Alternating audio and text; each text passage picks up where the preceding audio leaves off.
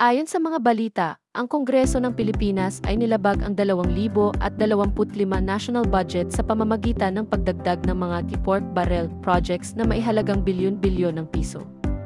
Sinabi ng ilang mga kritiko na ang pagdagdag ng mga proyektong ito ay hindi naaayon sa mga prioridad ng gobyerno at hindi rin nakakabuti sa mga mahihirap na Pilipino. Ayon sa isang ulat, ang Kongreso ay nagdagdag ng mahigit 100 bilyon sa budget para sa mga proyektong hindi nakapaloob sa original na budget proposal ng gobyerno. Sinabi ng mga kritiko na ang paglabag sa budget ay nagpapakita ng korupsyon at pag-abuso sa kapangyarihan sa Kongreso. Samantala, ang Malacanang ay hindi pa nagbibigay ng opisyal na pahayag tungkol sa issue. Ang isyong ito ay nagdudulot ng pagkabahala sa mga Pilipino tungkol sa paggamit ng pondo ng gobyerno at ang paglabag sa mga prinsipyo ng transparensya at accountability. Please share and subscribe. Maraming salamat. Apokalipsis 13 DA at Google Method. Thank you.